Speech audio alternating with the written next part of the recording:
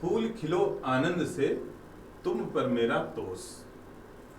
एक पुष्प से कह रही हैं वो कि तुम आराम से खिलो, तुमसे मैं खुश हूँ, संतुष्ट हूँ, तुमसे मुझे कोई समस्या नहीं है, कोई दिक्कत नहीं है। इस मनसिज पर ही मुझे दोष देखकर रोष। करें मुझे जो रोष है वो, मेरा जो क्रोध है वो मनसिज पर है। मनसिज मतलब कामदेव, जिसे अनंग भी कहा जाता है, और वो भी इस कारण क्योंकि मैं उसका दोष देख रही हूँ, उसकी गलती देख रही हूँ, इसलिए उसके ऊपर क्रोध है। इसके बाद वो कह रही है, आई हूं सशोक में, अशोक आज तेरे तले। अशोक वृक्ष के नीचे जा रही हैं, पहुंच गई हैं, और उसके बाद उससे कह रही हैं कि तुम तो अशोक हो, लेकिन मैं शोक के साथ, परेशानी के साथ आज तुम्हारे नीचे आई हूं।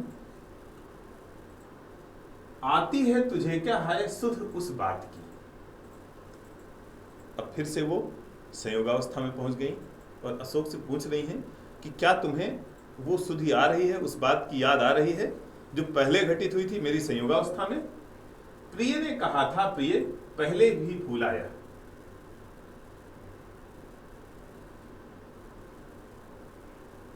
पुष्प होता है एक, जिसके बारे में ये कहा जाता है कि उसको जब तक कोई गर्भवती स्त्री स्पर्श नहीं करती तब तक उसमें पुष्प नहीं आता है।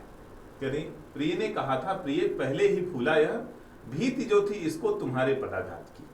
करें ये पहले ही फूल गया इसलिए कि इसे डर था कि कहीं तुम पाद प्रहार न कर दो, कहीं इसमें इसे टच न कर लो। ये मजाक लक्ष्मण ने उर्मिला के साथ किया। देवी उन कांता सती शांता को सुलक्ष्य कर, वक्ष भर मैंने भी हंसी यूं अकस्मात की।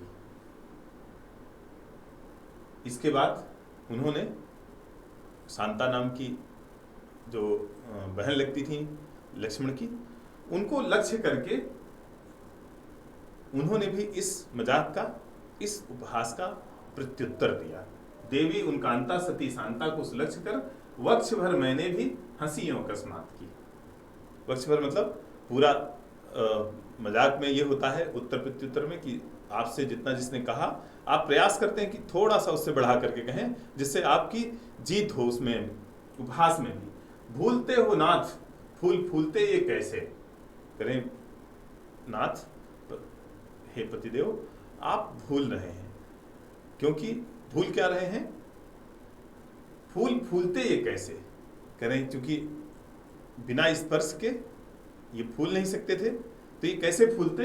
यदि ननंद देती प्रीति पद जल जात की। अगर मेरी ननंद शांता ने अपने पैरों का स्पर्श, अपने पैरों से इस पर स्पर्श न किया होता। मैं पहले भी बता चुका हूं कि कुछ पुष्प, कुछ पक्षी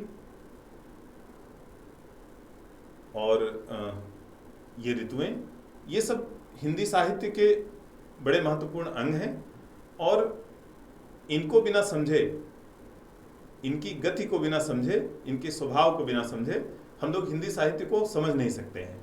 इसलिए हमें बीच बीच में इनकी स्थितियों को समझते रहना होगा कि किस ऋतु में कौन सा पक्षी, जैसे अगर कोयल बसंत में बोलती है तो एक बड़ा अच्छा, बड़ा प्रसिद्ध दोहा है, पावस के समय रही कोकिलन मौन, धरी कोकिलन मौन। जब वर्षा ऋतु आ गई तो कोकिलों ने शांति बना ली, चुप हो गई, मौन हो गई। क्यों? अब तो दादुर बोली है कि अब तो मेढक बोलेंगे, हमें पूछिए कौन। जब मेढकों की आवाज आनी है तो हम बोल के क्या करेंगे, हमें कौन सुनेगा। तो आप देखते हैं कि जैसे वर्षा ऋतु आती है कोयल बोलना बंद कर देती है। कोयल रहती तो जहां पहले थी वहीं रहती होगी, लेकिन फिर वो आवाज नहीं करती है। इसलिए इन सबको देखते सुनते चलते रहना पड़ेगा। धन्यवाद।